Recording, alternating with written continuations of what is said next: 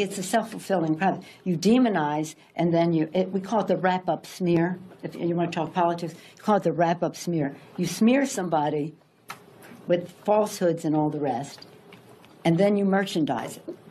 And then you write it, and they'll say, see, it's reported in the press that this, and this. So they have that validation that the press reported the smear, and then it's called the wrap-up smear. Now I'm going to merchandise the press's report on the smear that we made. And it's a tactic, and it's self-evident. But I think I'm worth the trouble. So. What is up, guys? Tyson Dela Cruz here. Thank you so much for rocking with me. This man was told by the Democrats and fake news media that Donald Trump is a racist, who said that white supremacists were, quote unquote, very fine people.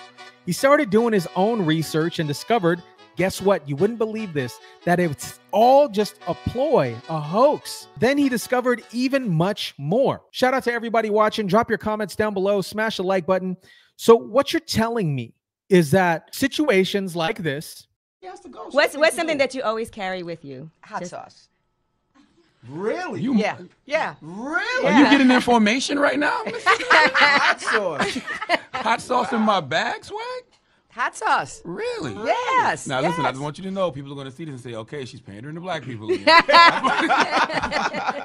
Okay. Is it working? Yeah. Or maybe like this. And I will tell you, when we get this done together, my friend. Or perhaps something like this. Let's just get through the next 64 days. I love you back. Are not race baiting and pandering to a particular demographic that you're sitting in front of. The great thing with Donald Trump is he is who he is, regardless on who he is in front of. Let's jump into the video. I made a video the other day asking people when was the moment that they came to the conclusion Donald Trump is racist. A lot of people said the Central Park 5. We'll talk about that in another video. For me personally, it was the very fine people on both sides thing.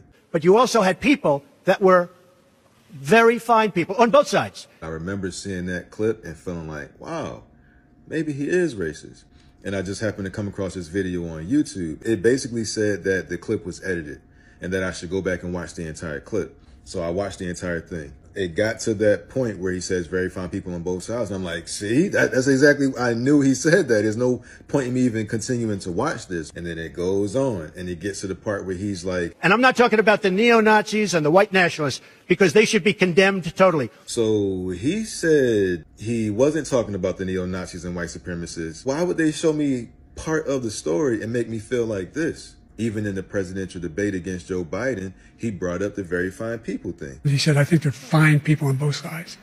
What American president would ever say, Nazis coming out of fields, carrying torches, singing the same anti-Semitic bile, carrying swastikas, were fine people? Kamala Harris just brought it up on the recent debate. Let's remember Charlottesville, where there was a mob of people carrying tiki torches, spewing anti-Semitic hate. And what did the president then at the time say? There were fine people on each side. People are still saying it even though it's been debunked. Snopes just added this shit in 2024 that was a lie. He supposedly said in 2017. He dropped out of a presidential race because white supremacists joined his same party. I'm not going to be running. The party is, as you know, self-destructing. When you say the party is self-destructing, what do you see as the biggest problem with the Reform Party right now? Well, you've got David Duke just joined. A bigot, a racist, a problem. I mean, this is not exactly the people you want in your party. Then you find that clip of him with Jesse Jackson. Beyond that, in terms of reaching out and being inclusive, he's done that too. And created for many people a comfort zone when I ran for the presidency in 84 and 88. And many others thought it was either laughable or something to avoid. He came to our business meeting here in New York because he has this sense of the curious and a will to risk to make things better. And so aside from all of his style and his pizzazz, he's a serious person who's an effective builder of building with a builder of people. Last year, he was a part of our workshop, of our panel workshop on what are the challenges and opportunities. And so this, a year later, Donald Trump, for a few minutes, challenges and opportunities to embrace the underserved communities. Donald Trump.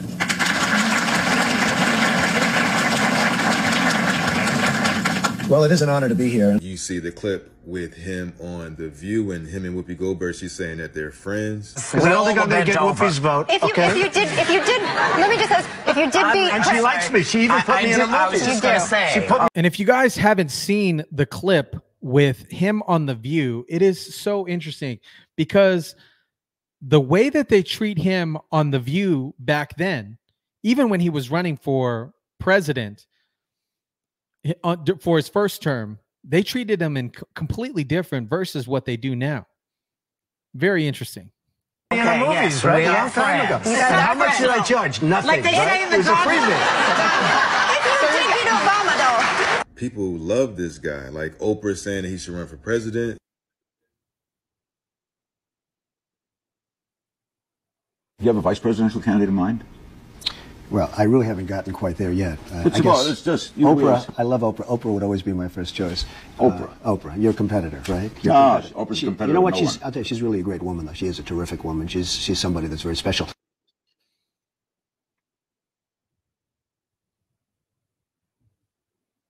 Judge Joe Brown said, I've talked to a number of black entrepreneurs who back in the late 80s and 90s, early 90s, were trying to get financing. They couldn't. Somebody told them to go check with Donald Trump. So they come back and tell me they got a loan from Donald Trump. He gave them a term loan. Show up with the interest in the principal, one check. But they had to go see him personally.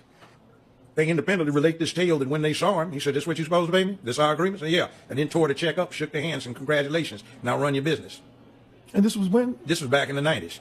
Waka Flocka talks about how he showed him how to increase his wealth. Get a C Corp to run an LLC. If you want to make it even deeper, go get a trust fund to run a corp that runs the LLC.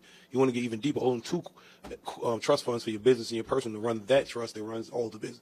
It can get deep, my guy. Absolutely. And Donald Trump actually showed me that method. People will say that they want truth, but when you try to present them with information that goes against their beliefs of Donald Trump, they act like this. He's condemned white supremacy over 20 times. Oh, yes, when? Could you tell me when? Yeah, absolutely. Would you like to see a video of montage of 20 times that he's done it? Oh, actually, no. I'm more interested in walking up in... But how are we going to learn if we don't challenge our ideas? I mean, you just made a statement that is actually inaccurate, and I can show you video evidence of why it is. I mean, would you like to see that? No, thank you. He's condemned white supremacy and the KKK over 20 times. Over 20 times? Yeah. Do you have him right here? Can I listen to it? Absolutely, you can. Let me pull it up for you right now. All right.